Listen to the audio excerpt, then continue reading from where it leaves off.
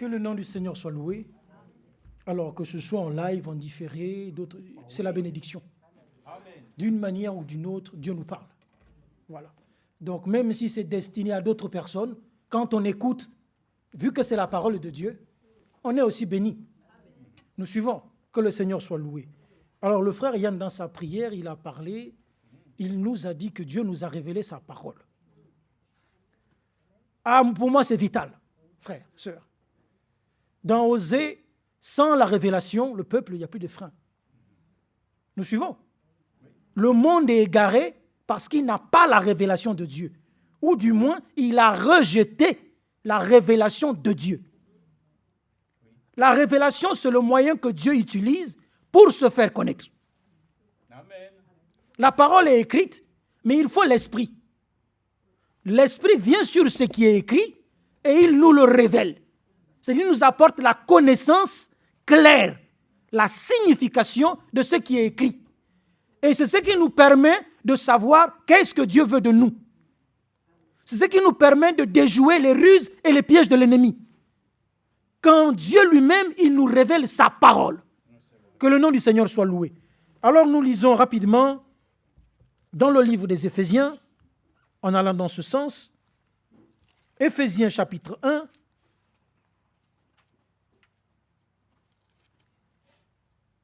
prenons à partir du verset 1. Au verset 15.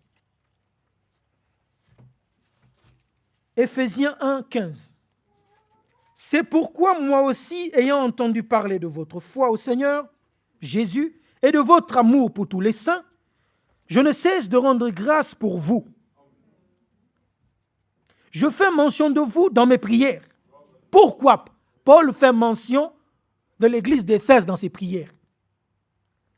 Afin, verset 17, que le Dieu de notre Seigneur Jésus-Christ et le Père de gloire vous donne un esprit de sagesse et de révélation dans sa connaissance. J'insiste, frères, sœurs. Un esprit de sagesse et de révélation dans sa connaissance, pas ailleurs. Pas dans d'autres sujets, pas dans d'autres domaines, mais dans la révélation, la connaissance de Dieu. Vous pouvez vous asseoir, s'il vous plaît. C'est ce que l'apôtre du Seigneur avait à cœur pour l'église d'Éphèse. C'est que Dieu donne à cette église un esprit qui lui permette d'acquérir de la sagesse dans la parole de Dieu, d'acquérir de la révélation dans la connaissance de Dieu. Nous suivons, frère. Il y a différents types de connaissances. Et les gens, généralement, ils peuvent être curieux pour toutes sortes de choses. Ah oui. Du coup, la révélation te conduit en dehors des Écritures. C'est-à-dire que la connaissance que tu acquiers, elle te fait sortir des Écritures. Ce n'est pas la connaissance de Dieu. Et Dieu nous a révélé sa parole au moyen du Saint-Esprit qui nous garde dans les limites de la parole. Amen. Vous voyez, c'est ça la différence avec le monde. La différence avec Babylone, avec les dénominations. C'est que l'épouse, elle reste dans les limites de la parole. Le Saint-Esprit la garde là-dedans. Poursuivons.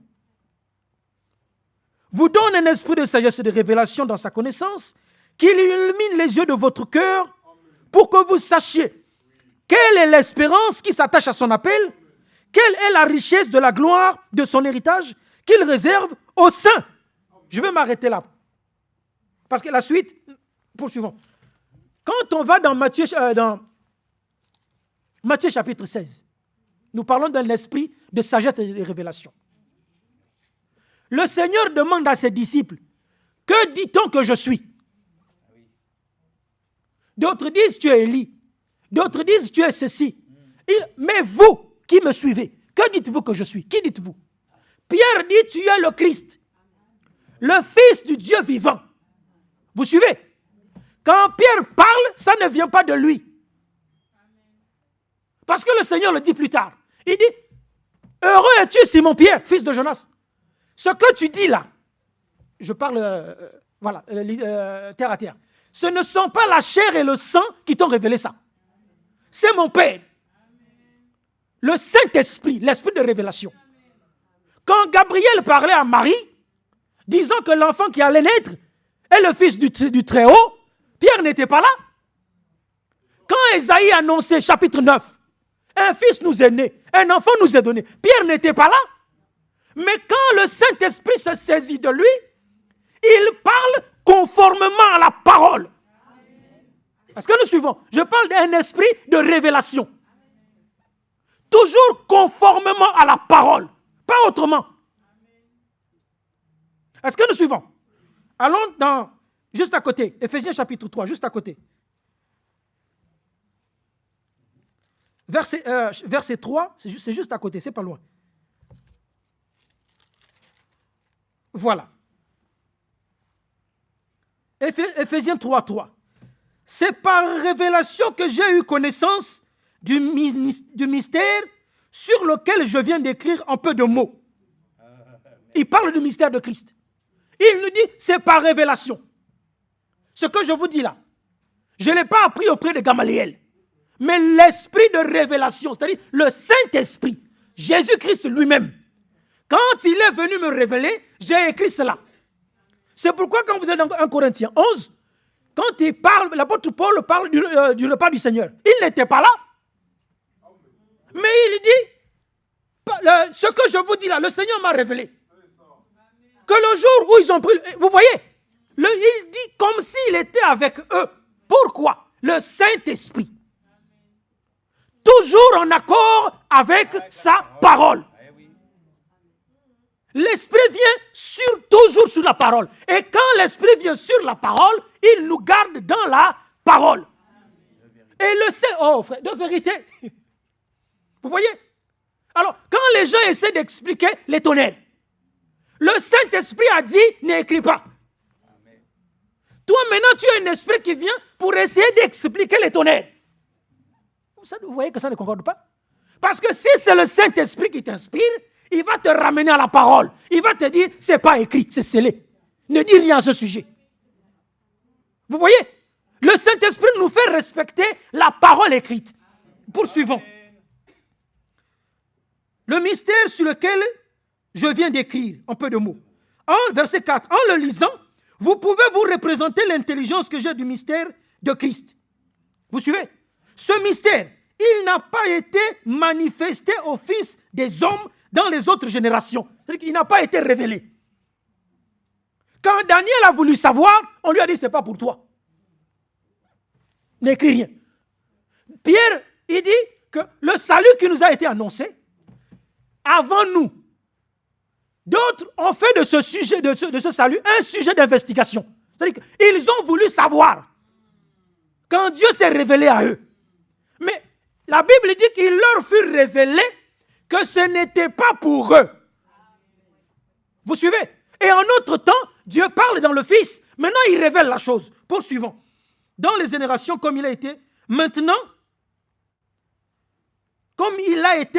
c'est-à-dire manifesté, révélé, par l'Esprit aux saints apôtres et prophètes de Christ. Amen. Vous suivez? Et eux, quand ils ont reçu la révélation de ce que c'est, ils l'ont mis par écrit. Vous suivez? Oui. Une fois c'est écrit, maintenant, bien que... Oh, Seigneur. Jean a vu les sceaux. On est d'accord? Quand l'agneau a brisé le sceau, Jean a reçu la révélation du sceau. C'est-à-dire, qu'est-ce qui est dedans? Jean, quand il regarde, il voit un cheval blanc. Il écrit, il y a un cheval blanc. Vous suivez? Ça lui a été révélé. Mais la signification de ce que c'est, ça ne lui a pas été donné. Vous suivez, bien aimé? Alors, le même esprit qui a révélé ça à Jean, quand il vient en notre temps sur son prophète, il dit, ce que Jean a vu là, en fait, ça correspond à l'Antichrist. Là où tout le monde pensait que c'était Dieu. Vous voyez? Un esprit de révélation et de sagesse. Et c'est ce qui nous garde pour pas que Satan trompe le... Oh mon Dieu! C'est la connaissance. C'est-à-dire que dans la connaissance de Dieu, ce n'est pas la connaissance des citations. C'est pas ça. C'est de connaître Jésus-Christ lui-même. Comment il opère. Comment il travaille dans l'église. Vous suivez le mouvement de l'esprit. Alors quand ça s'agite, on a la révélation, la parole de Dieu, qui est pour nous. On prend la lampe, on l'allume. Lumim turim. Est-ce que c'est la vérité? Vous voyez? Est-ce que c'est la vérité? Si c'est la vérité, là, ça doit faire mouche avec la Bible. Si ça ne l'est pas, ça ne me concerne pas. Est-ce que nous suivons? Que ce soit les déclarations de Frère Branham a fait des déclarations c'est-à-dire que les gens prennent ces déclarations et ils se retrouvent en dehors de la Bible. Alors que lui-même, il dit, mon absolu, c'est la Bible. Pourquoi? Parce que c'est une connaissance qui vient, c'est-à-dire que les gens suivent, oh mon Dieu, sans chercher à comprendre, est-ce que ça se conforme à l'Urim Tumim? C'est ça. Le Seigneur dit, je te remets, je te loue, Père, de ce que ces choses-là, tu les as cachées aux grands et aux sages. Mais aux enfants, tu as révélé. Mais les enfants, est-ce qu'ils ont cherché à savoir? Non. C'est Dieu lui-même qui a donné. Toi et moi, on n'a pas cherché les sceaux. On ne savait même pas ce que c'était. Il y a 50 ans derrière, Dieu a révélé pour nous. Vous suivez? Et la connaissance de Dieu, j'insiste, de Dieu. Pas des hommes, pas des fables habilement construites. Il y en aura toujours. Mais qu'est-ce que la parole de Dieu nous enseigne? Qu'est-ce qu'elle nous dit? Lisons un dernier verset, on va s'arrêter. 1 Corinthiens 2. Parce que le frère nous a annoncé qu'il y a un travail en cours. On va s'arrêter là. 1 Corinthiens 2. Je crois que c'est ça. Prenons à partir du verset 6. Cependant, c'est une sagesse que nous prêchons parmi les parfaits. Sagesse qui n'est pas de ce siècle, ni des chefs de ce siècle, qui vont être réduits à l'impuissance. Nous prêchons la sagesse de Dieu. Elle est mystérieuse. Elle est cachée. Que Dieu, dans les siècles, avait prédestinée pour notre gloire. Sagesse qu'aucun des chefs de ce siècle n'a connue, car s'il l'avait connue, il n'aurait pas crucifié le Seigneur de gloire. Mais comme il est écrit, ce sont des choses que l'œil n'a point vues, que l'oreille n'a point entendues, et qui ne sont point montées au cœur de l'homme, et des choses que Dieu a préparées pour ceux qui l'aiment. Vous suivez? Dieu nous les a révélées par l'Esprit. Vous suivez? Le Saint-Esprit, qu'est-ce que je dis? Satan, il n'a pas accès à la révélation. Ce n'est pas pour lui. C'est-à-dire que ce qui est écrit là, il connaît. Vous suivez? Il connaît ce qui est écrit. Mais la signification de ce qui est écrit là, Dieu la donne directement aux croyants, dans son cœur, directement. C'est seulement quand la révélation a été apportée, qu'alors Satan vient maintenant, il essaie d'interpréter les choses, il essaie de créer la confusion. Est-ce que vous suivez? Mais ce n'est pas pour lui. Le dévoilement de la parole de Dieu, c'est entre l'épouse et l'époux. Directement. C'est pourquoi le Seigneur dit, je bâtis mon église sur cela. Et Satan ne peut pas rentrer dans la révélation. Ce n'est pas pour lui. Mais il attend. Une fois que Dieu t'a révélé la chose, maintenant que c'est entre tes mains, vous suivez? C'est là qu'il va entrer en scène. Essaie de te détourner, de faire ceci, de faire... Que Dieu vous bénisse richement. On va s'arrêter là. Nous prions. Bien-aimé Père Céleste, nous te rendons grâce encore. Nous venons à toi tel que nous sommes encore, Seigneur, cet après-midi. Oh, grand Dieu au ciel, aie pitié de nous, Père. Nous te supplions. Nous venons assoiffés, nous venons vraiment languissants, que toi-même tu fasses ton œuvre parmi nous. Et nous voulons déjà te dire merci pour notre frère Bruno. Oui, nous te sommes reconnaissants. Tu as agi puissamment parmi nous. Alors, pour la moindre de tes actions, nous voulons te glorifier. Nous voulons te louer pour le secours que tu apportes à chacun, pour la consolation. Que ton Saint-Nom soit encore acclamé, qu'il soit psalmodié, Père. Nous recommandons ton serviteur Hervé entre tes saintes mains. Nous te supplions, ô Dieu, que ton Saint-Esprit vienne encore le remplir, se saisir de lui et que les oracles de Dieu soient prononcés dans ta puissance de résurrection. Et que nous qui écoutons là aussi, là derrière, nous puissions être sous la même onction, dans la même connexion pour recevoir de toi pleinement ce que tu as prévu encore pour nous aujourd'hui. Que ton nom soit loué, Père. Sois psalmodié, célébré au nom de ton Fils Jésus-Christ, nous t'avons prié. Amen. Amen. Hervé, que Dieu te bénisse. Toi aussi, mon frère. Amen. Amen. Avant que nous puissions, comme je le disais dans quelques instants, être plus particulièrement directement en relation avec nos bien-aimés frères et sœurs de Ouagadougou, qui ont demandé simplement que nous puissions peut-être intervenir en leur week-end particulier qu'ils ont. Donc, avant que nous puissions peut-être justement les saluer, le frère, bien sûr, vient de nous dire des paroles qui nécessitent peut-être que nous puissions encore le dire. Le diable, celui qu'on appelle aussi le serpent ancien, celui qui est le grand menteur, celui qui est le rusé, celui qui est aussi nommé, et pour le temps qui vient, l'antichrist. Il y a beaucoup de choses. Il sait beaucoup de choses, mais il ne comprend rien. Il ne sait rien que pour son sujet, il est terminé. C'est fini pour lui. Mais pourtant, il persiste. Et il ne se rend pas compte que, ainsi pour lui, même si c'est écrit, c'est fini. Mais nous, rendons-nous compte, le Seigneur a dit que pour nous, tout a commencé avec Jésus-Christ et ne se finira jamais.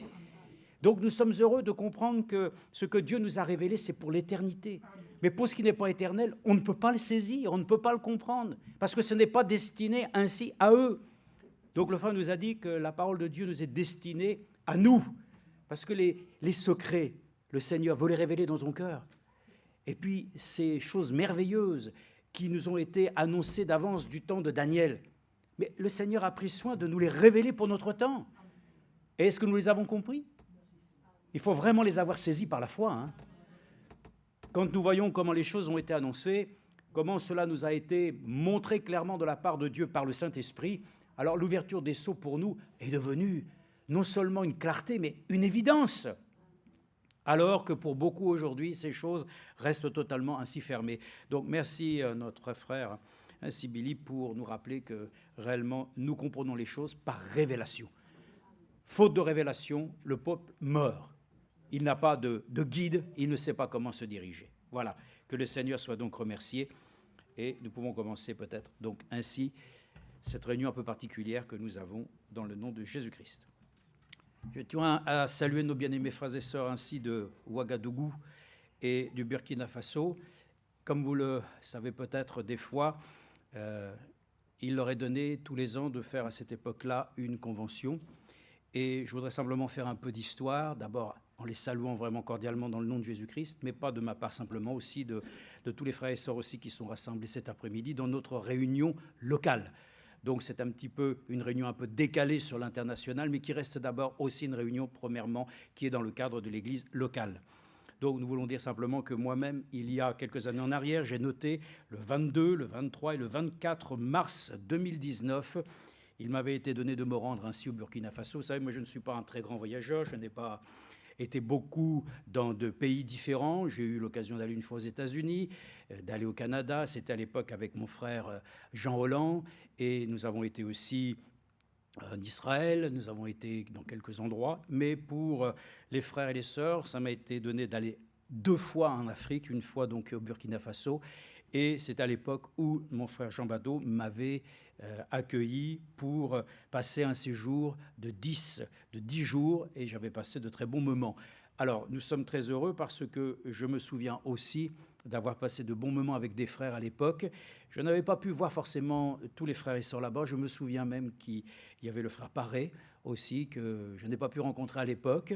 Il y avait donc d'autres frères aussi qui étaient venus de part et d'autre.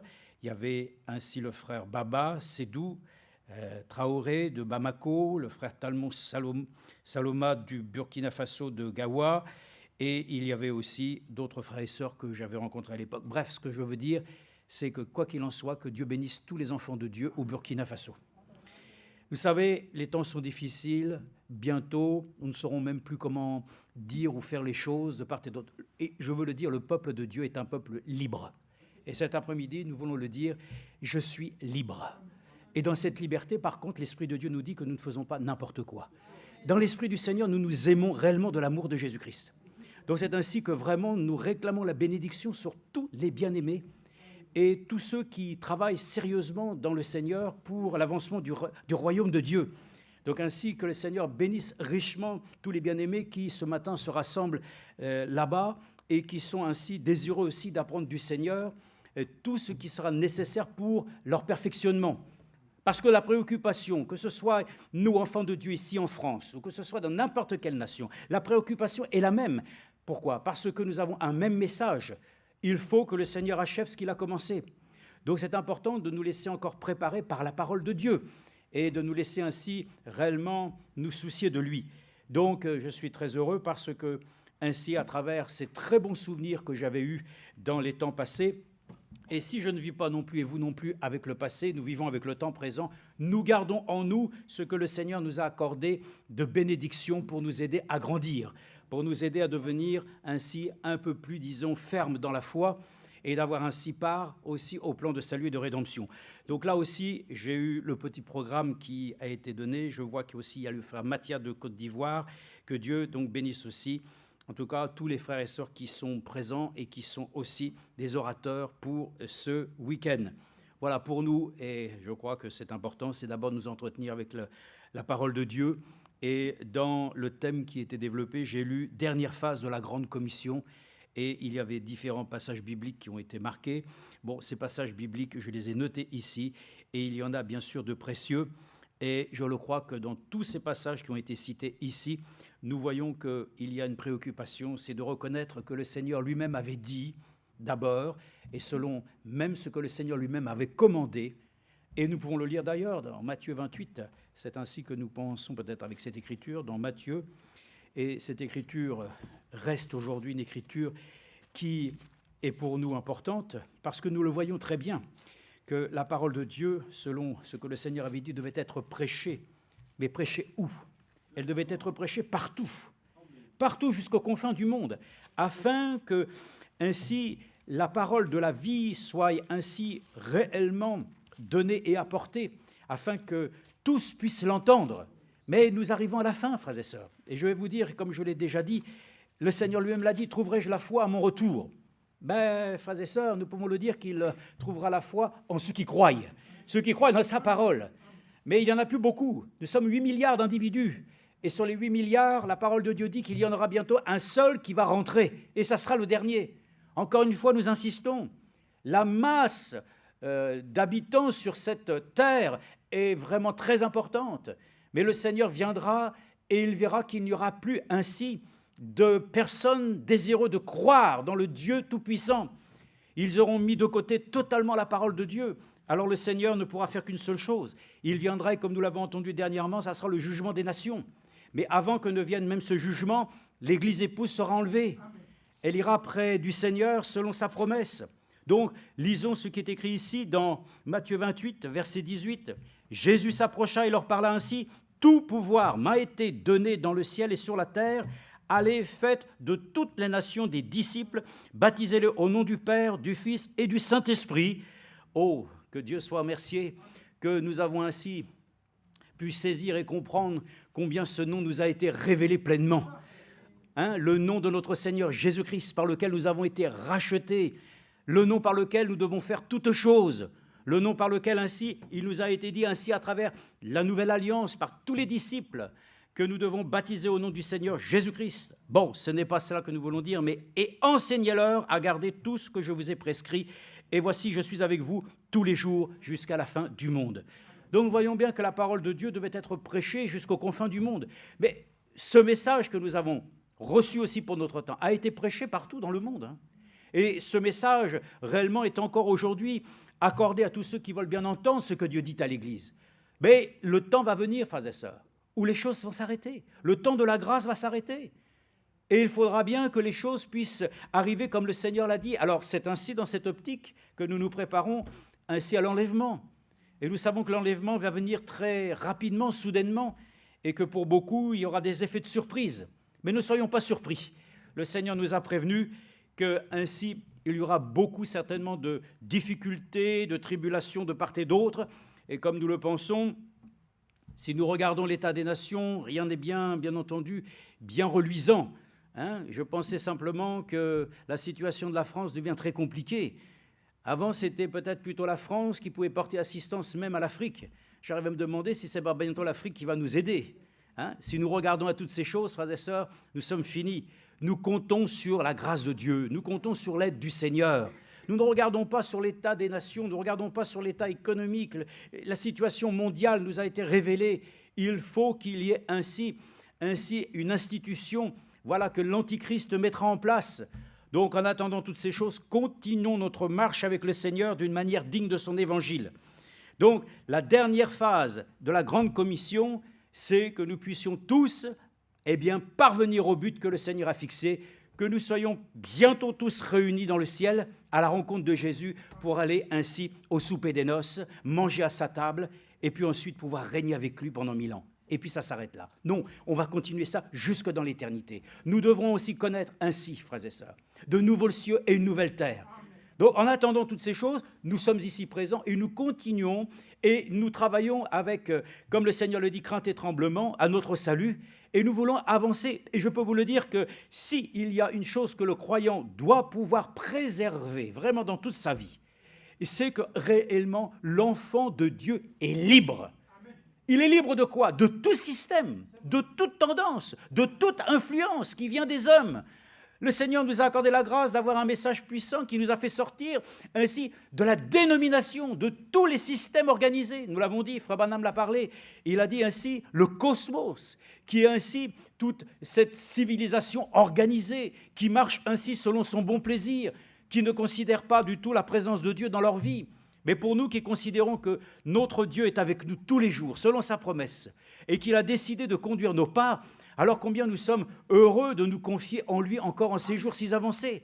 Mes frères et sœurs, nous sommes libres parce que nous avons reçu l'esprit de la liberté. Et nous pourrons le voir tout à l'heure si nous avons du temps, mais c'est de le voir encore, bien sûr, à travers l'écriture de Galates chapitre 4, comment ainsi l'image nous a été donnée, que nous sommes nés d'une femme libre. Et l'Église doit être libre. Et je peux vous le dire, le temps est merveilleux parce que nous sommes libres, frères et sœurs, de tout lien et de toutes choses qui veulent nous attirer vers quelque chose qui nous remet sous un joug. Frères et sœurs, nous sommes vraiment heureux que le Saint-Esprit y agit dans son Église librement. Ici, nous avons une église locale. Ensuite, il y a d'autres églises locales. Il y a partout des églises. Que les églises soient libres, qu'elles puissent continuer à marcher, persévérer dans la liberté du Seigneur, que nous ne nous trouvions pas, frères et sœurs, sous une influence sur laquelle ainsi encore d'autres hommes viennent nous dicter ce que nous devons faire. Le Seigneur lui-même doit lui-même encore parler à son Église. Et dans cette Église, les hommes ne se soumettent pas à d'autres hommes. Les hommes se soumettent à Dieu, parce que lui-même, Jésus-Christ, est la tête de l'Église. Donc c'est important, frères et sœurs. Aujourd'hui, notre perfectionnement, c'est d'atteindre le but que Dieu a fixé.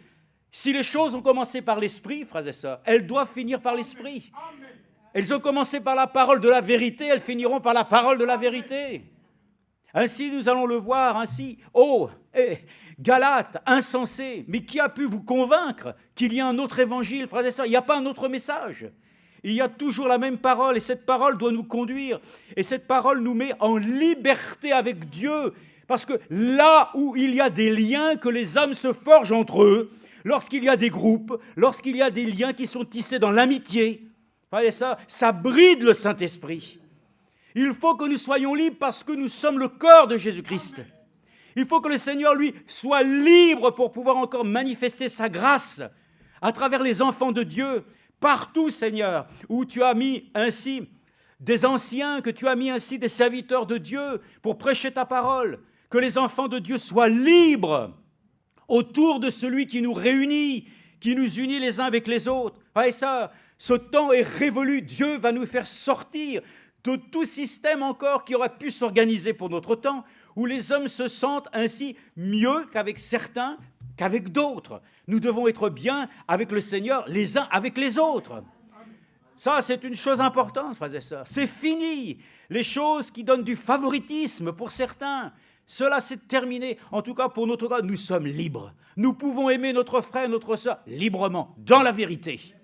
Et nous ne sommes pas ainsi tenus d'être obligés de faire des choix. Notre choix a déjà été fait. Nous voulons suivre Jésus-Christ. Et nous voulons suivre sa parole. Donc, j'aimerais lire avec vous quelques écritures. J'en ai noté ici. D'abord, notre première raison d'être venu encore en ce jour. Et si beaucoup ont faim et soif du Dieu vivant, sachant que lui-même, il prend soin de nourrir ses enfants. C'est normal, puisque lui-même l'a dit, je suis le bon berger. Et le bon berger nous conduit dans de verts pâturages. Ah, peut-être que tu dirais, mais j'en ai marre de manger de l'herbe.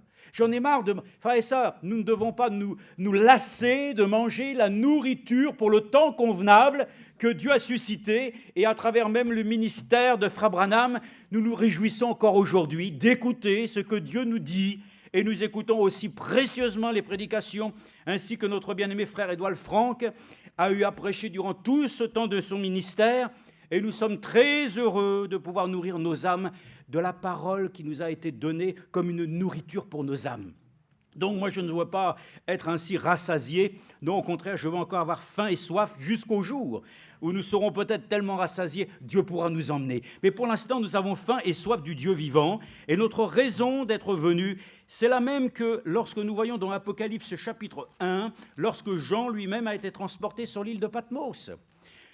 Frères et sœurs,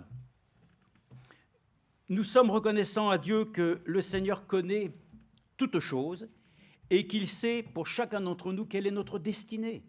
Notre destinée, certes, est éternelle, mais nos voies et toutes ces choses qui concernent notre vie terrestre, le Seigneur les connaît. Et je pense qu'il doit pouvoir nous les révéler, que notre passage sur la terre a ainsi une raison d'être. Et voilà que Jean le dit ici dans Apocalypse chapitre 1, verset 9, « Moi, Jean, qui suis votre frère, et qui prend part à la tribulation, à la royauté, et à la persévérance en Jésus. » Amen. Est-ce que ce n'est pas là notre point commun aussi à tous ?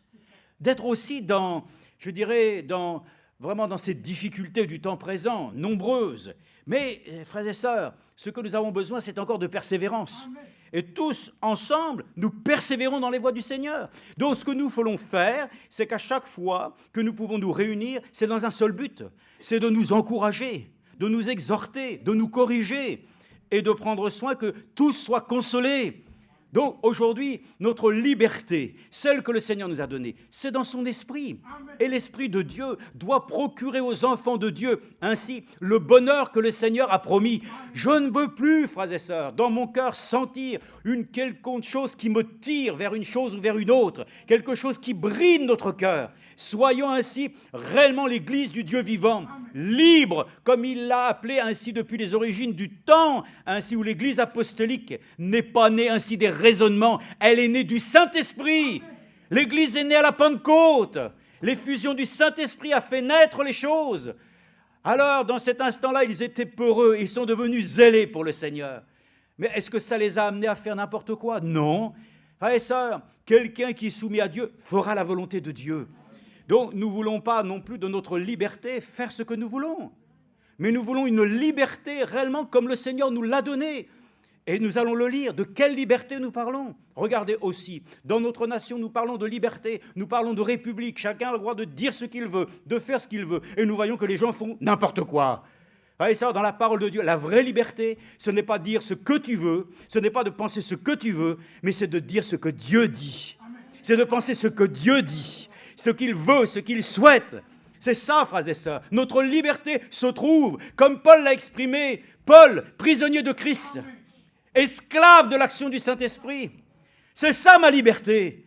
Et ça, que l'Église du Jésus-Christ, dans ces temps si particuliers, de cette grande commission que le Seigneur a souhaité, que la parole de Dieu soit prêchée jusqu'aux confins de la terre, mais qu'elle puisse aussi nous toucher aujourd'hui, qu'elle puisse encore nous convaincre que notre raison d'être venu cet après-midi, lui-même le dit, j'étais dans l'île de Patmos. Toi, tu diras, moi, j'étais ici dans le lieu où le Seigneur nous a convoqués. Eh bien, à cause de la parole de Dieu et du témoignage de Jésus. Et ça, nous ne sommes pas là autrement venus qu'à cause, disons, de la parole de Dieu et du témoignage de Jésus, que nous devons ainsi aussi nous-mêmes rendre comme un témoignage qui soit ainsi comme le Seigneur le dit, soyez des épîtres lues des hommes. Vraiment, frères et sœurs, nous sommes heureux qu'aujourd'hui les enfants de Dieu ne se rassemblent pas pour être pires. Ils se rassemblent pour devenir meilleurs, afin de pouvoir parvenir à ce qui nous a été promis, que nous puissions être, comme le Seigneur l'a dit, ils vous reconnaîtront parce que vous vous aimez. Mais nous voulons nous aimer de l'amour du Seigneur. Nous le savons tous et nous pouvons même le dire, l'amour agapao, l'amour philéo, tout ça peut être décrit et peut même être prêché, mais quant à le vivre, c'est autre chose. Voilà pourquoi nous arrivons à la fin et nous le disons, que Dieu unisse son Église sous une seule tête, par le Saint-Esprit, que l'Église soit libre, libre de tout lien du passé, libre de tout lien qui les unit. Parce que, frères et sœurs, malheur à celui qui s'approche et qui met son appui sur la main de l'homme. Frères et sœurs, vous allez voir sur quoi je veux dire. Les temps sont avancés, plein de soucis, plein de problèmes. Nous l'avons déjà dit mercredi, beaucoup de désordre. Pourquoi? Parce que les hommes prêtent attention avec leurs yeux sur les choses visibles. Ils regardent, ils entendent, ils écoutent, ils voient. Et c'est ainsi qu'alors, il y a du trouble qui naît dans le cœur des enfants de Dieu. Mais lorsqu'on lit la Bible, il y a la clarté qui vient. Lorsqu'on lit le message, qu'on écoute ainsi l'enseignement, ainsi du serviteur fidèle et prudent, ça donne ainsi dans le cœur une envie, frères et sœurs, de devenir réellement les disciples du Seigneur. C'est là où est notre liberté aujourd'hui. C'est de suivre la conduite du Saint-Esprit, de ne pas nous laisser dire et de nous dicter ce que nous devons faire. Parce que notre bien-aimé frère Franck est parti, de nouvelles règles sont mises en place. Il n'y a pas de nouvelles règles. Ce qui était valable dès le début reste valable jusqu'à la fin. L'Église doit se laisser conduire par le Seigneur. Les hommes passent, mais sa parole demeure éternellement. C'est ça qui est important. Frères et sœurs, sommes-nous réellement libres ou sommes-nous prisonniers encore de choses qui nous lient avec des choses qui, dans les pensées des hommes, les empêchent de pouvoir grandir dans la foi? Donc, le témoignage de Jésus et sa parole, c'est notre raison pour laquelle nous sommes venus encore aujourd'hui. Et c'est ainsi qu'alors les enfants de Dieu peuvent avoir une réjouissance que de pouvoir encore s'attendre à lui. Lisons dans 2 Pierre, chapitre 1, verset 3. Frères et sœurs, notre liberté est précieuse. Que l'ennemi ne vienne pas encore nous mettre sous un joug étranger. Frères et sœurs, c'est ça le problème. Comment allons-nous voir l'achèvement? Mais la chose a été dite. Pour l'homme de Dieu qui s'en inquiétait, et c'est bon de s'inquiéter des choses de Dieu, n'est-ce pas? Oui, oui. Mais sauf que le problème, des fois, on s'en inquiète, mais d'une manière charnelle. Jésus a dit, ne savez-vous pas que je dois m'occuper des affaires de mon Père? Et nous aussi, nous devons nous occuper des affaires qui concernent notre propre maison. Beaucoup essaient de voir ce qui se passe ailleurs et d'essayer de pouvoir ainsi s'inspirer de ce qui se fait ailleurs. Frères et sœurs, ce qui est notre source d'inspiration, c'est ce que Dieu lui-même a établi dans son Église. Le modèle biblique doit être notre référence. Notre référence est ainsi précieuse. Et dans 2 Pierre, chapitre 1, verset 3, on va le lire ensemble. 2 Pierre, chapitre 1. Et qui ne connaît pas cette écriture? Mais elle reste valable pour tout le temps. Elle est pour nous notre source de plaisir, de bénisson. Sa divine puissance nous a donné tout ce qui contribue à la vie et à la piété. Amen. C'est le mot « contribue » qui m'a plu. Frères et sœurs, est-ce que notre engagement dans le Seigneur, est-ce que notre manière de vivre dans le Seigneur, librement, contribue à notre épanouissement spirituel? Ou est-ce que ça ne contribue pas, justement, à ce que nous puissions devenir ainsi de véritables enfants de Dieu qui parviennent à la stature de l'homme parfait? Frères et sœurs, quelqu'un qui est libre dans le Seigneur a cette assurance que Dieu l'amènera à la stature parfaite. Si quelqu'un se laisse influencer, comme il a été dit, Galates, qui vous a influencé? Vous qui marchiez si bien. Qui vous a détourné? Frères et sœurs, ne nous laissons détourner en rien. Que les bien-aimés ici, là-bas du pays ne se laissent détourner en rien. Que personne ne vienne ainsi ombrager ce que Dieu lui-même a commencé et qu'il doit achever. Oui, il y a beaucoup de tristesse. Oui, il y a beaucoup ainsi, comme le disait l'homme de Dieu, beaucoup de douleur dans le cœur de voir autant de divisions, autant de séparations, autant d'indifférence. Mais qu'est-ce que nous pouvons y faire? Prêchons la vérité. Nous n'avons pas ainsi de pouvoir pour le mensonge. Prêchons la vérité de Dieu. Ces choses-là sont du diable. Elles sont décrites comme les œuvres de la chair. D'où viennent les rivalités? D'où viennent les jalousies? D'où viennent ces choses? N'est-ce pas la passion qui règne encore dans vos corps mortels? Et ça, la vraie liberté nous a fait sortir de toutes les convoitises inutiles qui ainsi nous accordent de vouloir avoir une quelconque gloire. Le Seigneur lui-même l'a dit. Moi, lui-même l'a dit, je pouvais revendiquer cette gloire, mais j'ai préféré la laisser, afin qu'ainsi, par sa mort expiatoire, nous puissions devenir ainsi ses enfants rachetés. Et comme il est écrit dans Hébreux, beaucoup auraient pu s'emparer de victoire qu'ils auraient pu revendiquer par leur propre force, mais ils ont préféré regarder ça, comme Paul l'a dit, comme de la boue, parce qu'ils savent qu'il y a quelque chose de plus grand. Amen. Notre liberté, frères et sœurs, va nous faire gagner le ciel. Sinon, si nous sommes prisonniers, liés par des systèmes et des obligations par lesquelles nous devons faire comme ceci, comme cela, c'est terminé pour nous. Ce n'est pas nous qui devons conduire le Saint-Esprit, mais le Saint-Esprit doit nous conduire. Donc aujourd'hui, c'est beaucoup de tristesse. Nous voyons qu'il y a beaucoup de choses qui se font, qui se disent et qui sont faites au regard ainsi de ce que l'un va penser, de ce que l'autre va peut-être dire. Mais est-ce que nous avons pensé que ce que Dieu dit de la chose? C'est important, frères et sœurs. Le témoignage des hommes est bon. S'il dit des choses sur toi qui sont valables, tant mieux. Mais le témoignage de Dieu est plus grand. Soyons sûrs que le Seigneur, lui-même, le témoignage de Jésus, repose dans nos églises. Que l'esprit du message que nous avons reçu par un prophète envoyé de Dieu est avec nous aujourd'hui. Où sont les signes et les miracles qui accompagnent les croyants? Frères et sœurs, c'est important que nous puissions parler de cette liberté que le Seigneur nous accorde.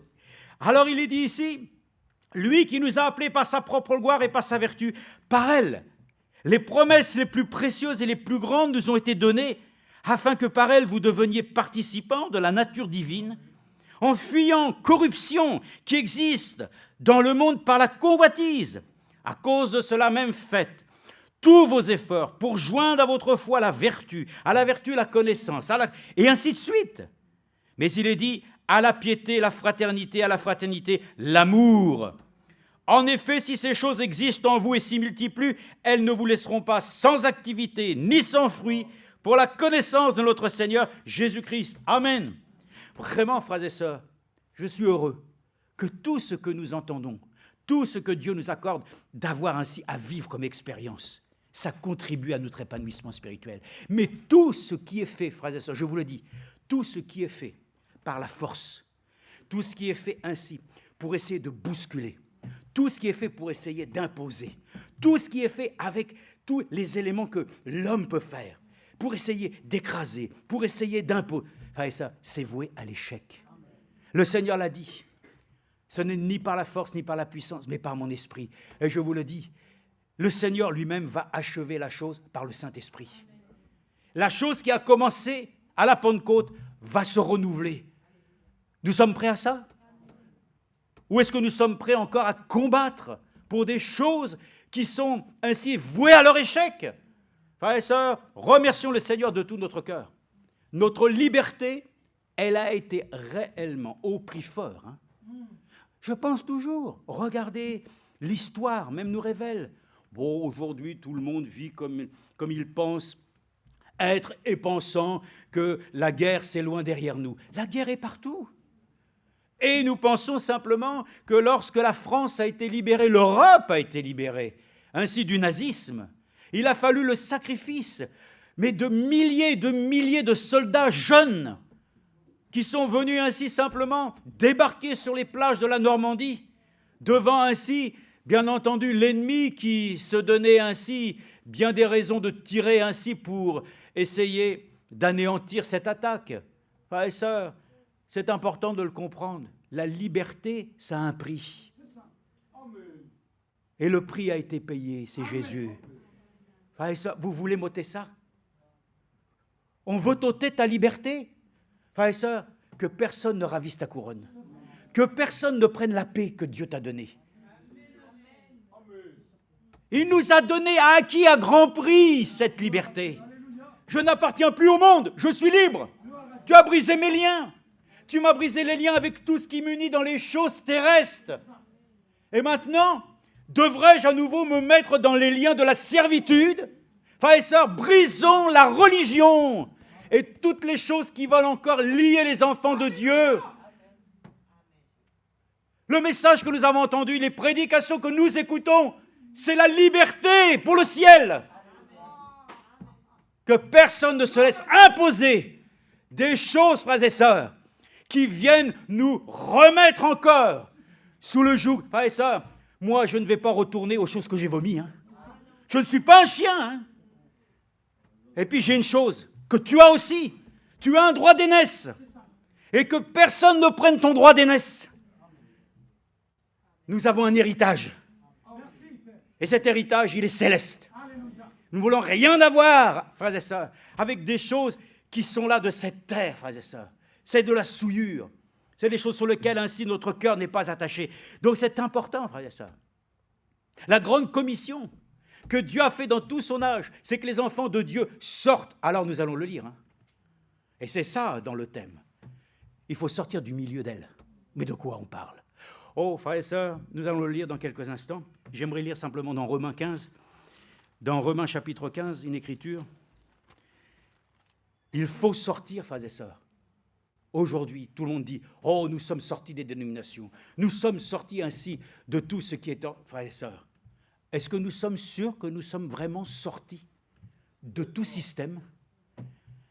Est-ce que ce message nous a fait réellement sortir? Ou est-ce que nous sommes rentrés à nouveau dans un système déguisé? Frère Branham est parti.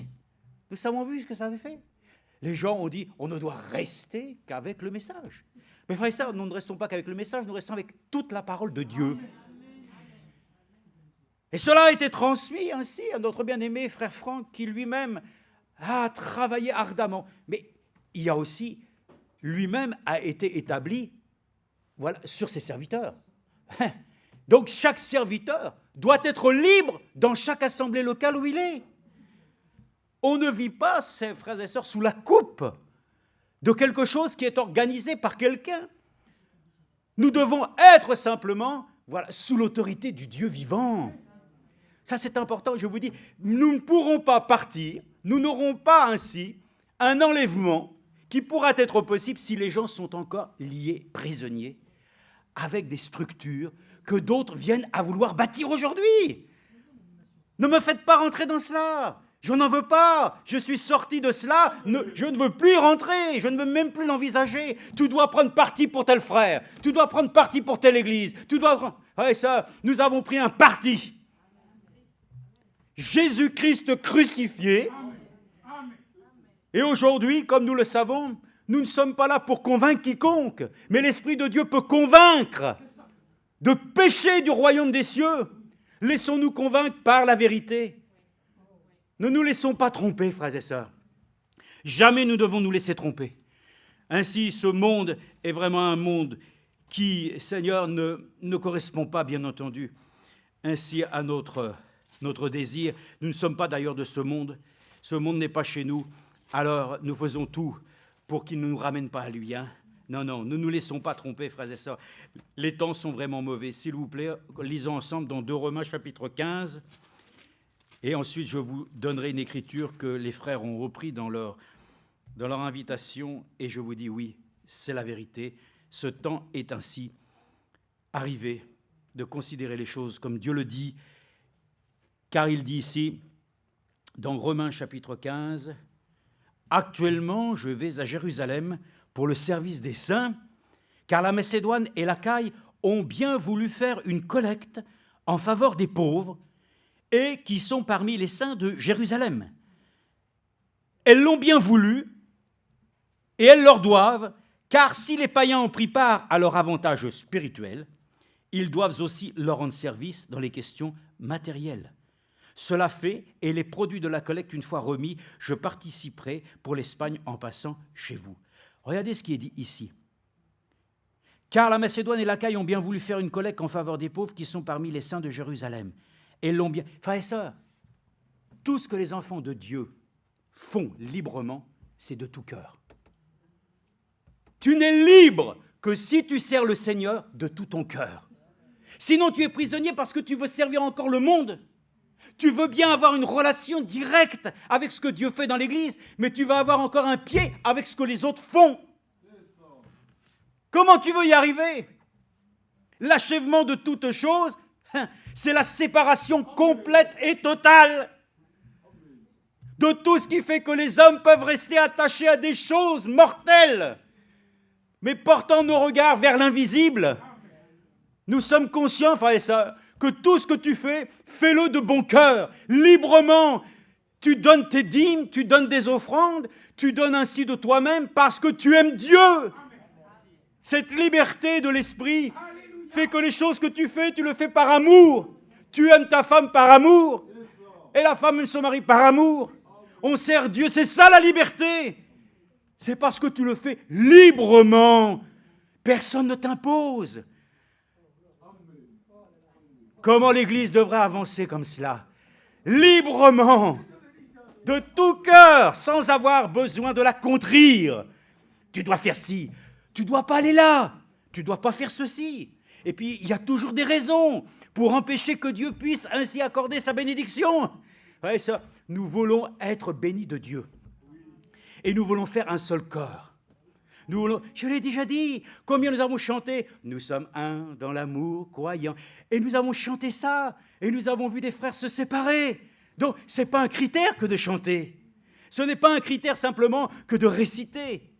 Mais ce qui est un vrai critère, c'est que Christ en moi produit le fruit de l'esprit, digne d'une repentance sincère. Et le fruit de l'esprit ne produira pas la colère, parce que Dieu ne nous a pas produit ainsi en nous un esprit colérique.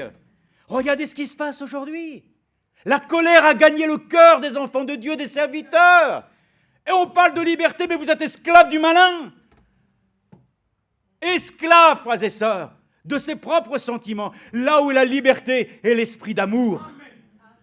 On n'interdit rien à personne. Nous l'avons toujours dit ici. Les enfants de Dieu qui veulent consulter les bergers, qui veulent demander l'avis. Les bergers n'imposent rien. Ils disent simplement, oh, regarde ce que disent les Écritures. Et nous allons prier afin que Dieu te donne un esprit bienveillant pour accepter son conseil. Personne n'impose à personne des règles qui n'ont jamais été dictées dans l'Écriture. Aucune règle, frères et sœurs. Aucune règle. Il faut être sérieux. Il faut être très sérieux aujourd'hui. Nous voulons devenir une offrande agréable à Dieu. C'est ça qui est important. Déjà, vous prenez dans l'Ancien Testament, tout ce qu'il faisait, il le faisait. Et il faisait selon les ordonnances de Dieu. Mais c'était la loi.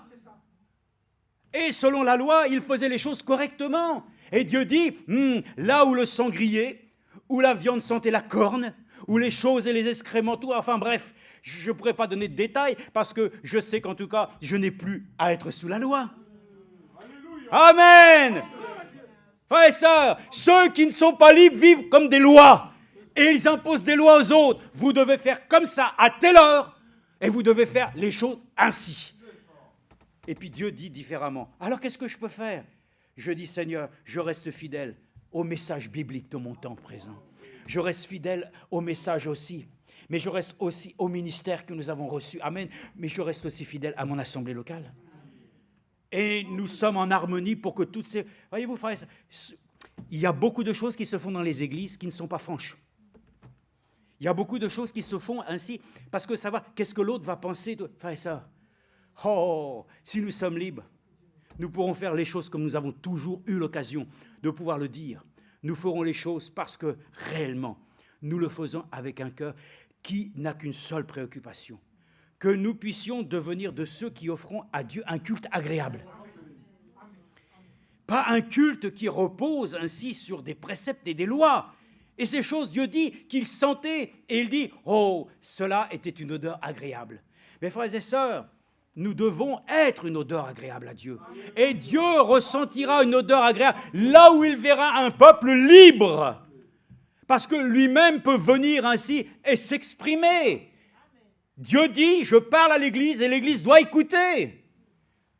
Et c'est important que nous puissions donc trouver ainsi cette raison de pouvoir lire. Je lis ça parce que les frères l'ont marqué, je le lis ici dans Apocalypse 18.4. Apocalypse 18.4.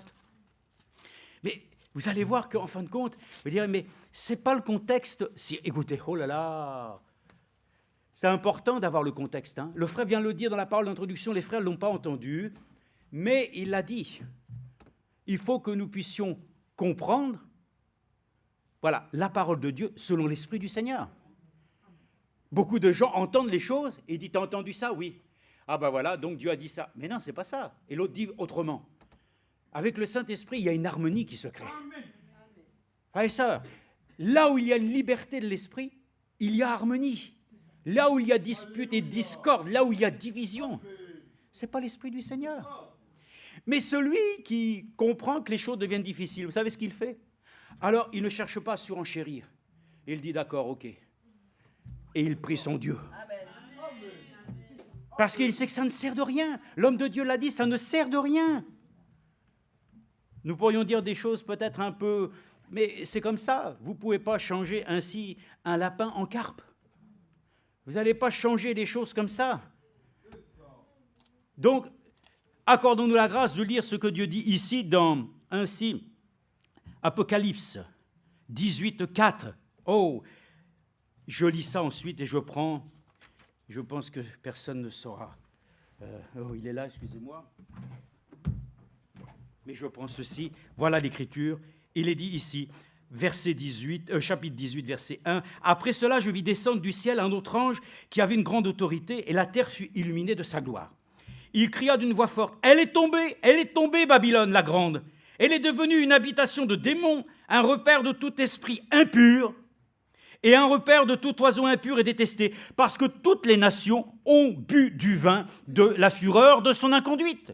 Que les rois de la terre se sont livrés à l'inconduite avec elle, et que les marchands de la terre se sont enrichis par la puissance de son luxe. Amen. Nous sommes dans ce temps, frères et sœurs. Mais vous allez dire, mais ça parle de quoi? Ça parle d'abord de la chute de Rome et de toutes ces choses. Mais regardez ce que l'Écriture dit après au chapitre 4. Et j'entendis du ciel, laissez-moi lire simplement ce qui a été écrit ici, que notre frère Franck avait développé, dans le livre l'Apocalypse, chapitre 18, il dit, oui, chapitre 18, la chute de Babylone et sa destruction nous sont décrites encore une fois, de façon très approfondie, et dans tous les détails. J'entends dire que le diable se cache dans les détails. C'est ce que le monde dit.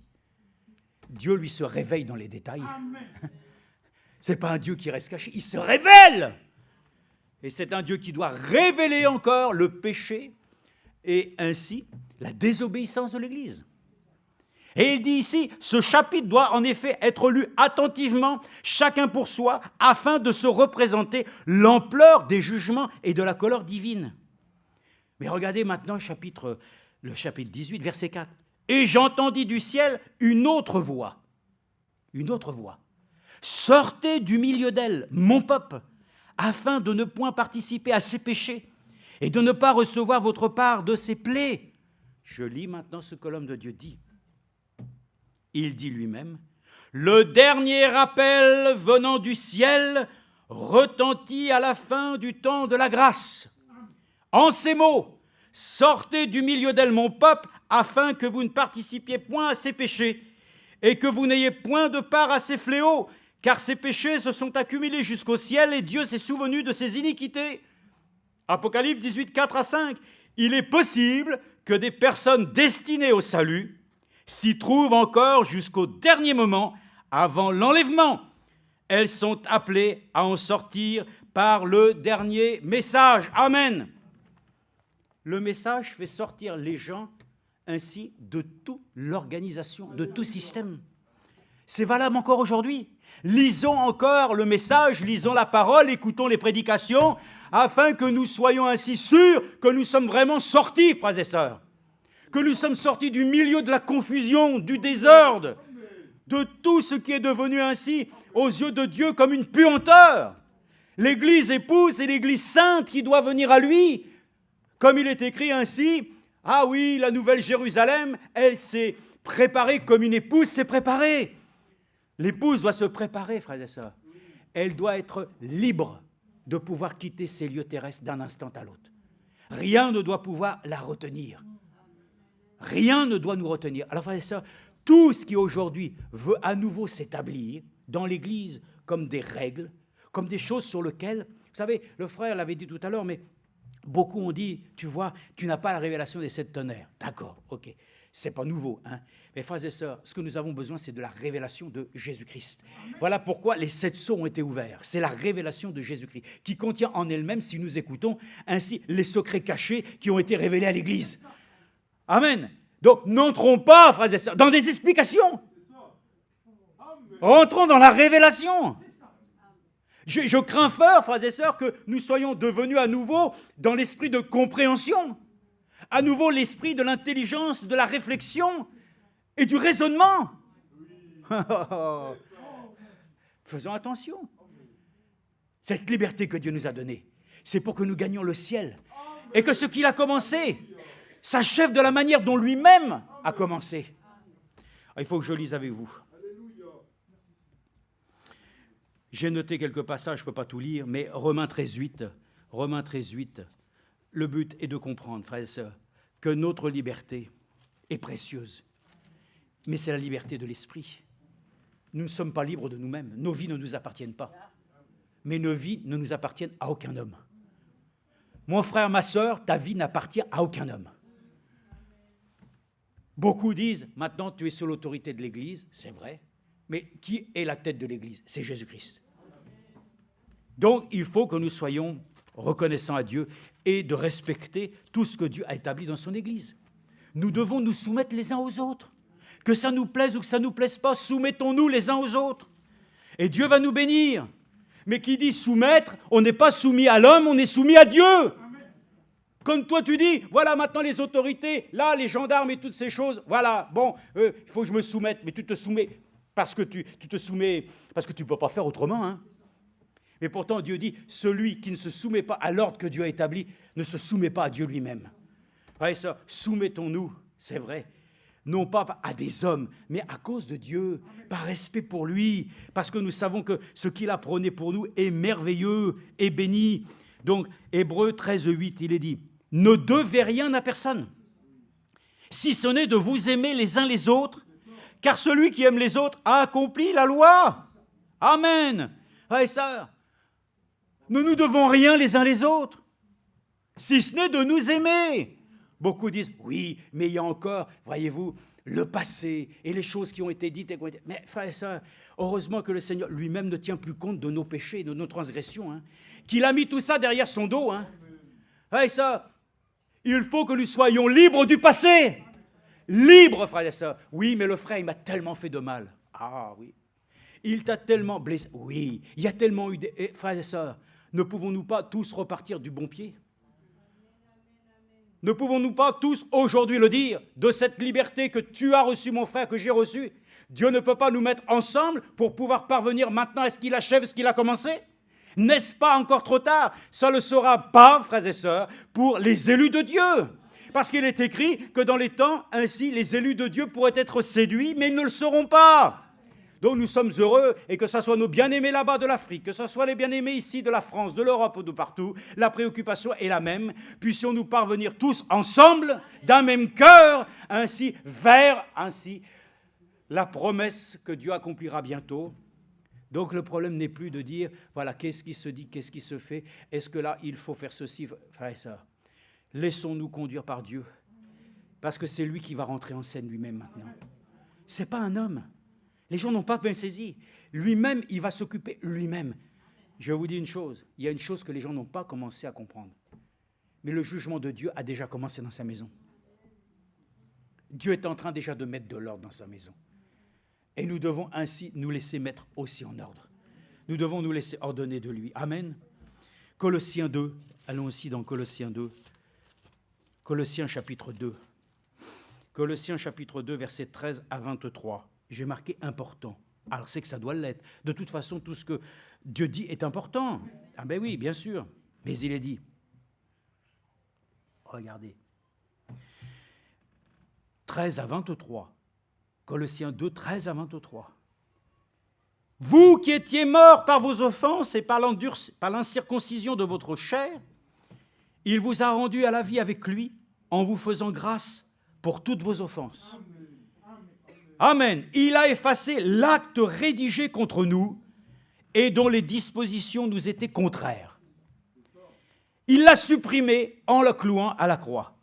Il a dépouillé les principautés et les pouvoirs et publiquement les a livrés en spectacle en triomphant d'eux par la croix. Je lis. Ainsi donc, que personne ne vous juge à propos de ce que vous mangez, vous buvez, ou pour une question de fête, une nouvelle lune ou des sabbats, tout cela n'est l'ombre des choses à venir, mais la réalité est celle du Christ. Que personne, sous prétexte d'humilité,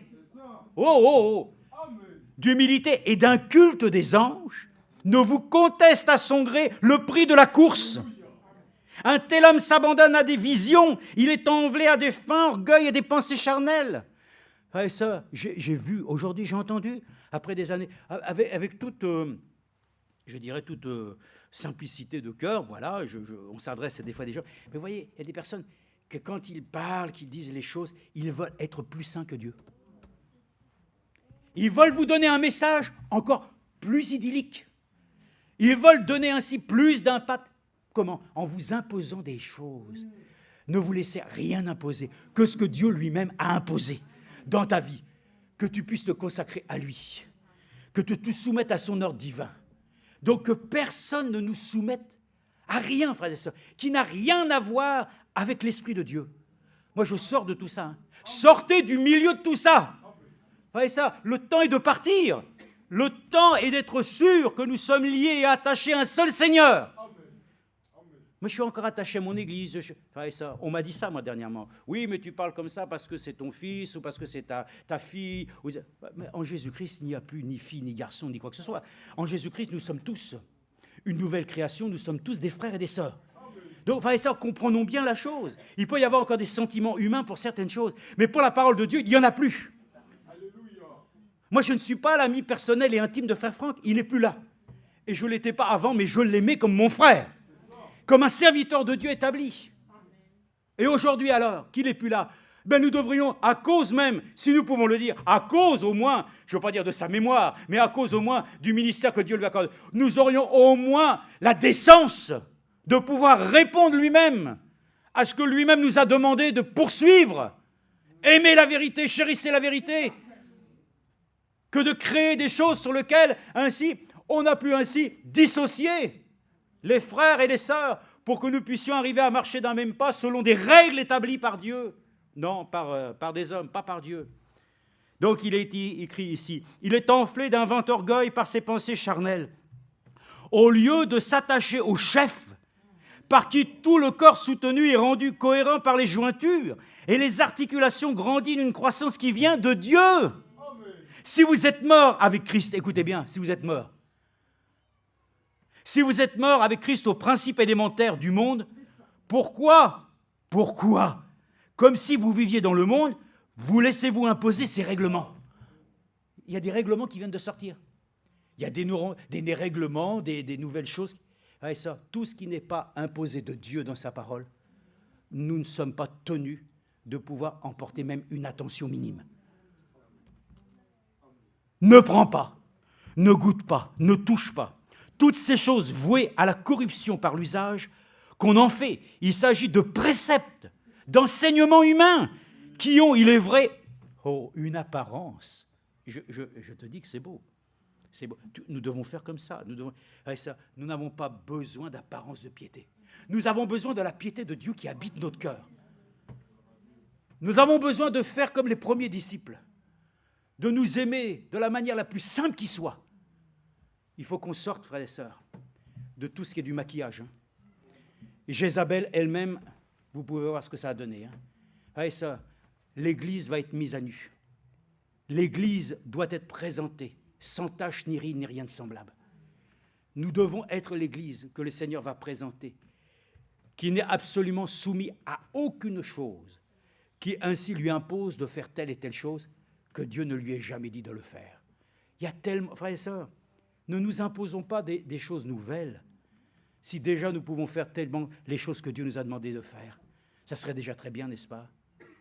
Ne croyons pas que Dieu va achever son œuvre par de nouvelles directives, et ça, c'est par le Saint-Esprit. Il faut que nous soyons convaincus.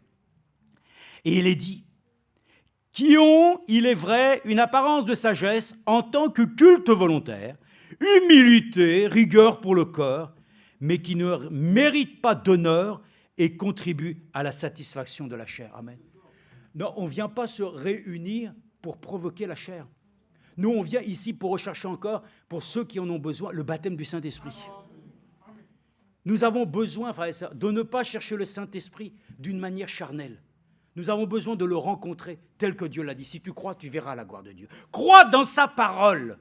Ne te laisse pas ainsi. Oui, il faut que tu fasses comme ci, il faut que tu... Ah, et ça, beaucoup ont établi encore des règles. Il faut faire des réunions et faire des jeûnes. Il faut faire... Oui, bon, peut-être que Dieu conduira certaines choses comme ça. Hein. Mais si ça vient de nous, c'est voué à l'échec. Dieu doit nous conduire à pouvoir ainsi faire les choses, selon son esprit et selon sa volonté. Si tu crois, tu verras la gloire de Dieu. Et je le crois, frère, si nous croyons dans le message que nous avons reçu jusqu'à la fin, si nous nous laissons attirer par le Saint-Esprit, que nous nous lions à rien, que nous sortons réellement de tout ce qui est organisé, de tout ce qui va être établi encore aujourd'hui comme des règles, nous irons au ciel. Mais si nous nous laissons gagner par des choses terrestres, nous resterons avec le terrestre. Que Dieu nous en libère, n'est-ce pas? Jusqu'au point où nous aurons même nos corps qui seront changés et libérés. Regardez Éphésiens 3. Je vous parle de la liberté. Regardez la liberté que Dieu nous a accordée et qui est écrite ici, noir sur blanc. Il est dit dans 3,12. Oh, frères et sœurs, Éphésiens 3, et pour donner le contexte, verset 8, « À moi, le moindre de tous les saints, cette grâce a été accordée d'annoncer aux païens comme une bonne nouvelle la richesse insondable du Christ. Et de mettre en lumière la dispensation du mystère caché de toute éternité en Dieu, le Créateur de toutes choses. » Amen. Ce qui était caché, Dieu nous l'a révélé dans sa plénitude. Nous sommes heureux, n'est-ce pas? Aussi, désormais, les principautés et les... Ah oui, je dis ça parce que nous ne sommes pas sauvés par les doctrines. Nous sommes sauvés par le sang de Jésus-Christ qui a répandu pour nous. Voyez-vous, là où les gens se laissent piéger et se laissent enfermer, c'est par les doctrines. Les doctrines. Mais si les doctrines sont révélées de Dieu par le Saint-Esprit, il n'y aura pas de difficulté.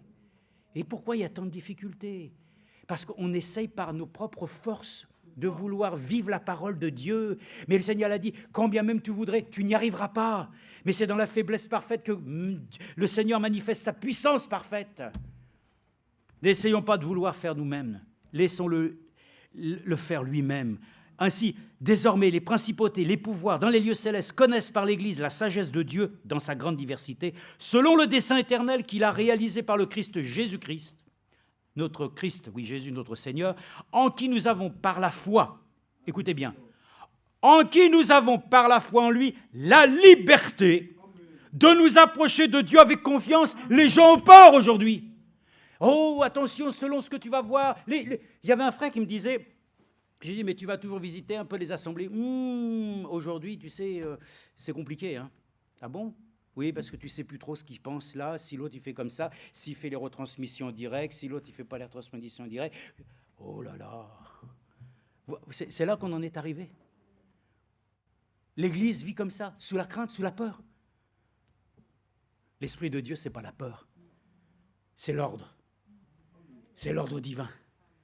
C'est la soumission. Rien n'est imposé par la force. Ah oui, mais écoutez, peut-être que je me trompe. Le Seigneur peut nous corriger encore, n'est-ce pas? Mais si la chose nous montre que ce que nous voyons n'est pas juste, alors nous devons encore dénoncer la chose. Et nous devons le dire encore, frères et sœurs, que les choses que Dieu fait pour son Église n'est pas une chose qui s'organise. Mais c'est lui qui l'a préparée déjà depuis de longue date, afin que nous puissions trouver auprès de lui la bénédiction. Alors il dit en qui nous avons par la foi en lui la liberté de nous approcher de Dieu avec confiance. Ainsi, je vous demande de ne pas perdre courage à cause de mes tribulations pour vous. Elles sont votre gloire. Amen. Lisons Colossiens 2,8. Je l'ai déjà lu, donc c'est Galates 5,1, pardon. Ou Colossiens même 2,1,4. Colossiens 2,1,4, je ne sais pas si nous l'avons lu. Colossiens 2, oui.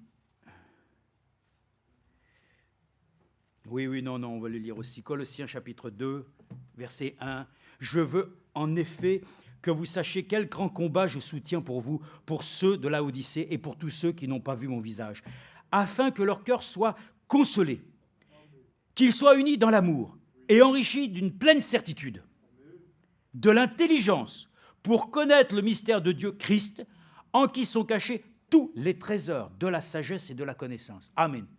Ça, c'est la gloire de Dieu, n'est-ce pas? Mais maintenant, nous allons lire. Je dis cela, parce que ce n'est pas le tout de dire des belles phrases, n'est-ce pas? Le Seigneur les dit dans un sens pour que tu les comprennes, pour que ça serve à quelque chose. Et il dit, je dis, afin que personne ne vous trompe par des discours séduisants. Car si je suis absent de corps, je suis avec vous en esprit, voyant avec joie le bon ordre, comme nous l'avons dit mercredi, qui règne parmi vous et la solidité de votre foi en Christ. Alléluia! Que Dieu trouve à son retour la foi dans les églises locales qui marcheront, elles sont souveraines, qu'elles marchent pour la gloire de Dieu, soumises à ce que Dieu a commencé dans son église pour qu'il l'achève. Nous avons reçu un message, nous continuons avec ce message. Nous avons reçu un enseignement biblique et nous continuons avec cet enseignement biblique. Les églises locales ont commencé et elles doivent terminer parce qu'au retour, le Seigneur devra trouver les églises remplies même de tous les dons, de toute sa plénitude. Nous le disons, beaucoup des gens ont dévié. Ils ne veulent plus venir dans les assemblées. Par quoi? Oh, pas parce qu'ils n'apprennent plus rien, parce qu'il y a que des problèmes, il y a que des discordes. Ça, c'est un état de faiblesse très grave. C'est au milieu de l'Église que nous nous forgeons les uns les autres, que nous nous aidons, que nous pourrons prier les uns pour les autres. Ce n'est pas en restant isolés les uns les autres. Donc tout ça, ce sont des raisonnements. Donc que le Seigneur nous aide, frères et sœurs, à continuer vaillamment à marcher dans ses voies. Éphésiens 5, 6, je reviens en arrière. Éphésiens chapitre 5, verset 6. Écoutez bien encore. Que personne ne vous séduise par de vains discours, car c'est pour cela que la colère de Dieu vient sur les fils de la rébellion. Tout le monde a le droit de dire ce qu'il veut aujourd'hui. Mais dans l'Église du Dieu vivant, on ne parle pas comme ça à la légère. Chacun exprime ce qu'il veut. Les réseaux sociaux sont pleins de tout. Chacun partage ses expériences. Il y a même tout ce qui se passe dans la famille et tout ça. Mais on n'a rien à voir avec tout ça. Chacun devrait avancer avec son Dieu, là où le Seigneur l'a établi pour vivre avec ses frères et ses sœurs, que de vouloir ainsi, frères et sœurs, sortez du milieu des réseaux sociaux. Je parle du milieu, l'esprit. Il est évident que ça laisse toujours la possibilité de communiquer les choses nécessaires, essentielles. Mais comment, excusez-moi, mais ce que nous voyons ici, mais c'est une chose qui dévie les gens de la foi. Ils ont tant et tant d'informations qu'ils ne savent même plus du tout quoi penser. Ils entendent là des prédications de... Mais oui, mais très bien. Mes frères et sœurs, faisons très attention. Parce que nous, on est encore conscients devant Dieu que nous sommes encore des brebis qui sont fragiles. Hein. On est devenus tellement... Hein, frères et sœurs, nous avons besoin de la grâce de Dieu. Les temps sont mauvais, nous comptons sur lui. Nous comptons qu'il nous garde, qu'il nous protège de tout, ainsi les discours vains.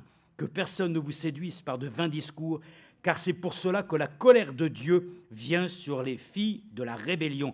N'ayez donc aucune part avec eux. Autrefois, en effet, vous étiez ténèbres, mais maintenant vous êtes lumière dans le Seigneur. Marchez comme des enfants de lumière. Frères et sœurs, il y a plein de choix que nous pouvons dire que le Seigneur veut que nous fassions, mais je crois que réellement, il veut nous montrer que, comme les frères l'ont dit ici, nous sommes dans la dernière phase, nous sommes dans le dernier instant et moment où l'Église elle-même va bientôt ainsi être enlevée, ôtée de ce monde. Le Seigneur était venu en disant qu'il nous garde dans ce monde, mais à un moment donné, il vient pour nous dire maintenant, il faut quitter ce monde. Alors, nous sommes heureux et nous disons avec l'Esprit du Seigneur, viens Seigneur Jésus. Et nous disons dans notre cœur, sépare-moi de tout ce qui est vil de ce monde. Et dans l'Église, séparons-nous, frères et sœurs, de tout ce qui est organisé, de tout ce qui vient encore. Ne vous laissez pas mettre sous le joug étranger. Vous allez dire, mais il faut bien oui, on se réfère à ce que Dieu a établi dans son Église. Il a établi premièrement aussi dans les 5 ministères tous ceux qui peuvent effectivement, comme c'est mentionné, édifier l'Église. Donc nous nous soumettons à tout ça. Mais nous ne voulons plus, frères et sœurs, nous laisser aller par toutes sortes ainsi de situations qui aujourd'hui troublent le peuple de Dieu. qui met tout le monde dans des situations de choix ou d'être obligé de déterminer ainsi sa position au regard de ce que les uns... Frères et sœurs, revenons à la Bible. Revenons à ce message qui nous a libérés de cet enseignement biblique que nous recevons aujourd'hui, que nous écoutons. Moi, je vous dis, ça me fait penser au cantique. Libère mon esprit, Seigneur, pour que je puisse t'adorer. La parole de Dieu nous rend libres. Nous avons été libérés par celui qui a brisé notre esclavage. Du monde, il nous a fait rentrer dans cette présence glorieuse. Alors, nous sommes vraiment reconnaissants à Dieu que oui, nous pouvons sortir encore du milieu de tout ce qui est confusion, de tout ce qui est humain, de tout ce qui a été encore positionné par des hommes. Je pense simplement que Frère Branham a prêché les faux oins. Encore un sujet très important. Les faux oins, ce sont des personnes qui ont une expérience authentique dans le Saint-Esprit. Ah oui, oui. Mais la chose qui les conduit, la chose qui est en train de les oindre est fausse.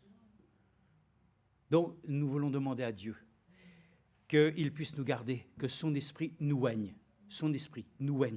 afin que nous puissions nous laisser conduire, à voir le Seigneur achever ce qu'il a commencé par l'esprit. Les choses sont nées par l'esprit, elles finiront par l'esprit. Je peux vous dire, ah si, j'avais dit, ah bah oui, il faut que je le lise. Oui, excusez-moi, mais dans Galates chapitre 4, j'avais dit, et il faut le lire, peut-être pour terminer justement, que, encore une fois, oui, c'est important, parce que c'est cette écriture même qui nous a été vraiment prêchée et enseignée de la part du Seigneur, et elle mérite ainsi sa place. Encore en ces instants, il est dit, dans Galates chapitre 4, écoutez bien, c'est merveilleux, et nous terminons avec ça. Or, je le dis, chapitre 1, aussi longtemps que l'héritier est enfant, il ne diffère en rien d'un esclave, alors qu'il est le maître de tout. Il est soumis à des tuteurs et des administrateurs jusqu'au temps marqué par le Père. Nous aussi, lorsque nous étions enfants, nous étions asservis aux principes élémentaires du monde.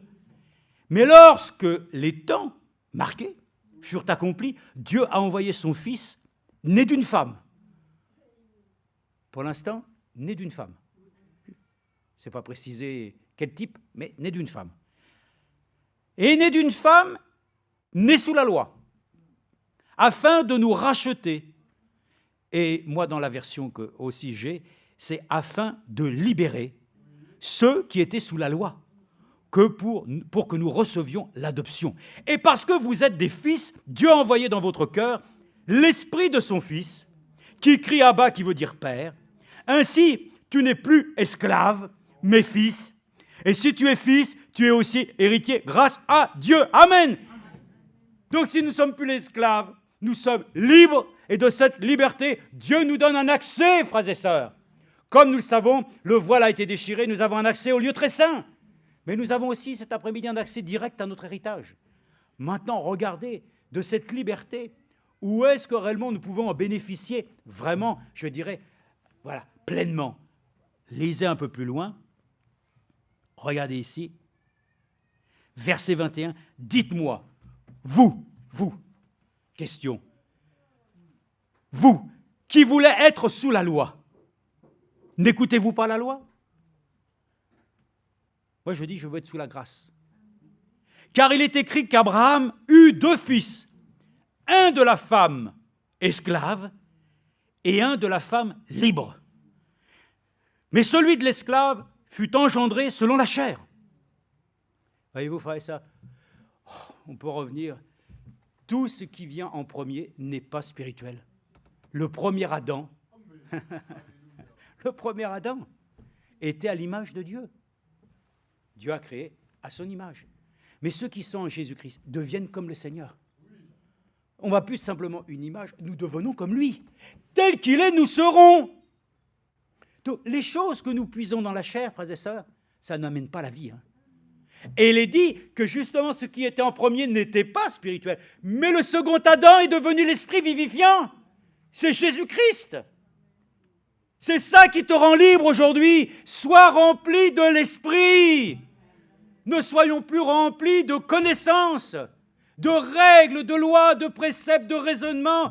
Nous prions Dieu que réellement une effusion puissante du Saint-Esprit vienne encore dans l'Église pour la libérer de ce qui est charnel. On peut avoir les églises et les églises veulent faire ça. C'est des églises qui deviennent de plus en plus belles.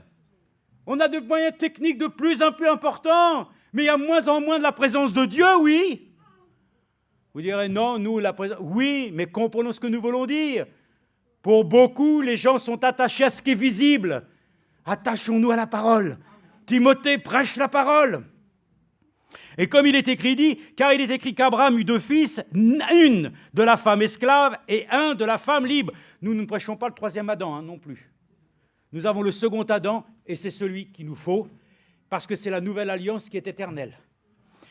Il est dit, mais celui de l'esclave fut engendré selon la chair, celui de la femme libre en vertu de la...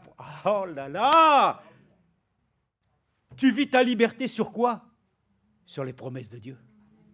Je suis libre parce que je m'appuie sur tes promesses. Oh, prends-le au mot, oh, prends-le au mot, crois en toutes ses promesses, oh, prends-le au mot. Alléluia. Non mais, voyez, la parole est vivante. Tout ce que j'entends, tous ces temps, c'est la vie. Je vous dis qu'en dehors de ça, c'est la mort. J'ai besoin que l'Esprit de Dieu me visite et te visite aussi, parce que nous sommes réellement de la femme libre, celle qui n'est plus sous la loi, de celle qui réellement regarde aux promesses. Et il dit alors, il y a une allégorie, car ces femmes sont les 2 alliances. 2 alliances. Mais frères et sœurs, il n'y a pas le monde et il n'y a pas le Seigneur ce soir. Il n'y en a qu'une alliance. Mais il dit ici, elle représente 2 alliances. L'une, c'est celle du mont Sinaï, enfantée pour l'esclavage. Voilà pourquoi nous le disons, nous n'allons pas aller à Jérusalem terrestre, nous allons à Jérusalem céleste. Elle est notre mère. Amen. Nous allons aller dans cette cité où l'agneau est la lumière. Alléluia. Écoutez bien, le mont Sinaï enfanté pour l'esclavage, c'est Agar. Agar, c'est le mont Sinaï en Arabie, et elle correspond à la Jérusalem actuelle, car elle est dans l'esclavage avec ses enfants. Mais la Jérusalem d'en haut est libre. Nous marchons ensemble vers Jérusalem, nous marchons ensemble vers Jérusalem, Jérusalem, Jérusalem. Oh Jérusalem, ville libre, je vais vers ma ville. Frères et sœurs, nous voulons quitter, comme disait frère Franck, bye bye, bye bye le monde, bye bye les traditions, bye bye les nations, bye bye ainsi tout ce qui est là et qui encore font que les gens sont liés à des choses périssables. Mais il est dit, car elle est dans l'esclavage, la Jérusalem actuelle, mais la Jérusalem d'en haut est libre et c'est elle qui est notre mère. En effet, il est écrit, réjouis-toi stérile, toi qui n'enfantes pas, éclate de joie et pousse des cris, toi qui n'as pas éprouvé les douleurs, car les douleurs de la délaissée seront plus nombreux que ceux de la femme qui a son mari. Pour vous, frères, comme Isaac, vous êtes les enfants de la promesse, de la descendance. Nous sommes libres. Amen. Frères et sœurs, je remercie le Seigneur pour le message que Dieu a suscité à travers William Marion Branham, le ministère de Frère Franck, mais aussi tous les ministères que Dieu a établis dans toutes les églises locales. Et c'est ce que je dis à mes frères, ce que nous nous disons, restons fidèles à Dieu. Laissons de côté toutes les choses qui peuvent nous bousculer. Mais écoutez, ce qu'il nous faut, c'est que nous soyons amis de Dieu. Ne cherchons pas des amitiés les uns avec les autres. Il y avait un frère, il me disait, frère, il faudrait faire un petit effort, quand même aussi pour nous visiter. Mais j'ai dit, tout à fait. Mais j'ai dit la différence entre peut-être toi et moi, c'est que moi, je ne m'invite pas. Si on est invité, alors on y va. Eh bien, Dieu nous invite cet après-midi. Alors nous y allons parce que c'est son invitation. Voyez-vous, beaucoup aujourd'hui, ainsi, font les choses comme ils pensent. Et peut-être qu'on a les capacités de faire plein de choses. Que Dieu nous rende ainsi dépendants de lui. Notre capacité vient de Dieu, je vous le dis aujourd'hui. Nous voyons la capacité des hommes, mais ils sont capables de faire plein de choses. Dieu a donné les moyens de voyager, de pouvoir aller faire toutes sortes. Frère et sœurs, le temps est de sortir, frère et sœurs, de nos capacités. Que Dieu rentre en scène, qu'il nous remplisse de sa capacité. Sortons du milieu sur lequel nous vivons, même dans une technologie qui nous a liés, prisonniers. Je sais que nous mettons, et ce n'est pas moi qui le dis, mais même chez les chrétiens, le temps consacré sur le téléphone portable est multiplié par je ne sais pas combien vis-à-vis du temps que nous consacrons pour lire la Bible. Ah, pour vous, frères, comme Isaac, vous êtes enfants de la promesse. Mais comme autrefois, celui qui avait été engendré selon la chair, persécuté, celui qui avait été selon l'esprit. Regardez, frères et sœurs, aujourd'hui, il y a des persécutions. Les frères se persécutent. Oh, que Dieu te bénisse, mon frère. Que Dieu bénisse tous les bien-aimés. Je pense aussi à frère Thierry. Il a été avec nous ici. Il est du Burkina aussi. Que Dieu le bénisse. Que Dieu bénisse tous les frères là-bas. Qu'est-ce qu'on va faire? Frères et sœurs, nous avons choisi le clan. Que Dieu bénisse son Église. Donc que le Seigneur bénisse tous les frères et sœurs, qu'il bénisse toute l'assemblée, le rassemblement et le reste de toutes les réunions qu'ils vont avoir encore ensemble. Voilà, très peut-être maladroitement, certainement, les hommes sont ainsi faits pour dire les choses, mais il y a une chose qui est importante. Nous sommes libres en Jésus-Christ. Et nous le disons, laissons-nous une liberté qui a été acquise, comme nous l'avons dit dans la parole de Dieu, qui ne nous remet pas, frères et sœurs, sous les lois, sous l'esclavage. Encore une fois, je le dis, cet esprit-là ne nous laisse pas faire ce que nous voulons. Mais nous voulons que maintenant le Seigneur accomplisse lui-même, qu'il achève et qu'il termine la chose. Au nom de Jésus-Christ. Amen. Nous prions, Père Céleste.